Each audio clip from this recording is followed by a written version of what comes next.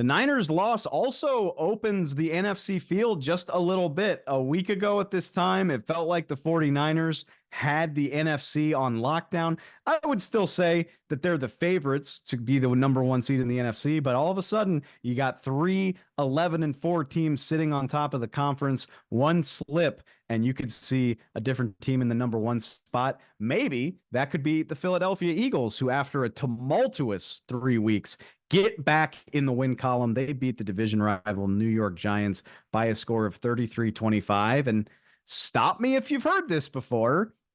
The Eagles played well enough to win. They piled up plenty of yardage. They won by 8 points, so they win by a full touchdown, and yet they leave something lacking. I think that is the theme for the day. It's really, let's be honest, it's the theme for the Eagles season. I guess beggars can't be choosers. They had been on a 3-game losing streak. It felt like their season was slipping away. So credit to them on the holiday.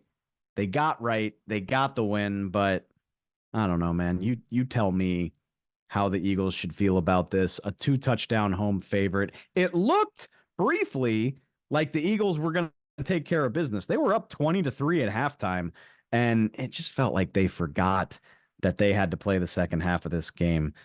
Ugly performance. Jalen Hurts opened the door for the New York Giants to get back into this game. A brutal pick six, really let control of this thing slip away. 76 yards. Dory Jackson at the end of the third quarter. Eagles were driving to make it 27-10, and maybe know-it-alls like me wouldn't be criticizing them. If they win by 17 to 20 points, which is what I expected them to do, no way we're doing this. But Dory Jackson goes to the house. Giants pick up the 2-point conversion. All of a sudden, it's 20-18. And yeah, Eagles wind up winning this thing by 8 points. But it's such a frustrating theme for their season. You realize this team they have 11 wins. They're tied for the best record in the NFC. And depending on how this plays out, they got the Cardinals, they got a rematch with the Giants. It's very, very possible, I would even say likely, they finish the season 13-4. Maybe they get the number one seed and a week off. But do you realize their 11 wins have come by an average of 7 points? This isn't a team, we talk about the Ravens, we talk about the Niners, the teams at the top of these standings. Typically, you can count on them to roll over overmatched opponents. And that's what the Giants are, by the way. New York benched Tommy DeVito, the undrafted success story. The fairy tale looked like it came to an end on Sunday afternoon. Tyrod Taylor replaced him in the lineup. Giants are not a good team. They haven't been. They had a nice run. It was fun. The Eagles put up 465 yards. This is not a team that you have any business sweating out a win against. Eagles only have 3 wins by more than a touchdown this year. And the last time they did that, it's all the way back on Halloween when they played what I would call their best game of the season against the Miami Dolphins. It's just been nail-biting all year long. And can't take too much credit away from them. They have 11 wins. But if you wanted to feel faith in this team, you'd like to see them make it look a little bit easier, especially against now a Giants team that has 10 losses. The Giants have gotten blown out by plenty of strong teams, whether you want to talk about the Niners did it to them, the Cowboys did it to them a couple of times. The Giants honestly just lost in convincing fashion to the New Orleans Saints a week ago. This should have been a less stressful Christmas day for Eagles fans. And that's why I think even in a win, even knowing that the bye week is out there in front of you, maybe this just doesn't feel all that inspiring. Jalen Hurts, 13 interceptions on the season. I still feel like sometimes it seems like the Eagles forget that they have a rushing attack sometimes. They get the win. I can quibble about it all day. And if you're an Eagles fan, I know you agree with me. But we've seen plenty of circumstances before where what you see here at the end of the season isn't necessarily how the script plays out in the playoffs. Maybe there's still hope for the Eagles. Maybe securing the number one seed against all odds, getting a crucial week off. Maybe that could be what the doctor ordered. It doesn't look great right now. There's still plenty of time for that to turn around, as our own Joe Davis pointed out right after the game.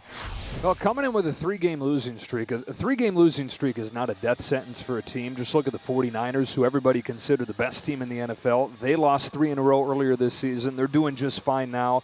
3 of the last 4 champions have had losing streaks similar to the one that the Eagles just broke today. So it's not that they're done because they lost 3 in a row. They win today. It still didn't look great, and so the concerns probably continue for Eagles fans. And with what they have over the final couple weeks, they're going to play these Giants again to finish after they play a Cardinals team that's not very good next week. You're probably not going to have a lot of people convinced that the Eagles are where they need to be, even if they do win out. Of course, it's all going to come down to the postseason. And if you remember back to last year for the Eagles, they lost a couple games late. They almost lost the final week of the season, even though the Giants were hardly playing anybody, and they still made it to the Super Bowl. So you make a lot about everything that happens every week in the NFL, some of it for good reasons. Some of it will be overblown. We won't really know, though, until we get to the end of this whole thing in a couple months. One thing I'll say for the Eagles is that the flashes are there offensively. I mean, again, 33 points. We're quibbling about a team that put up 465 yards. Jalen Hurts, far too many questionable decisions, but the ability to get yardage, plays, touchdowns, all of that, it's still there. One thing I think, if the Eagles are going to turn their fortunes around, focus on the defense. Rough day from the Philadelphia defense, particularly the secondary. 69-yard touchdown to Darius Slayton was a backbreaker after Tyrod Taylor entered the game. The stats aren't gaudy. The Giants didn't have an amazing day, but considering what they're working with, considering what they've done this season, it's just another reminder that there is not enough going on with the Philadelphia defense. That's why Sean Desai was demoted in favor of Matt Patricia.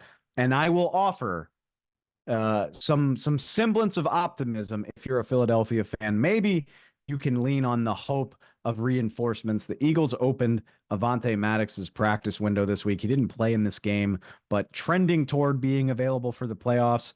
Same thing for Darius Slay, hoping he can return from that minor surgery in time to play a significant role in the postseason. Maybe you get those two guys back in your secondary. This thing looks a little bit different. Even with all their mistakes, the Eagles' offense is good enough to win them plenty of football games. If you can just pick it up on the defensive side, maybe we'll start to feel better about this team, which is got to be the most frustrating team, the most frustrating 11-win team I have ever watched. But first place in the division, tied for the lead, for the number 1 seed. I guess there's worse places to be than very stressed out with 11 wins. We'll see if the Eagles can change the mojo here heading into the postseason with 2 games left.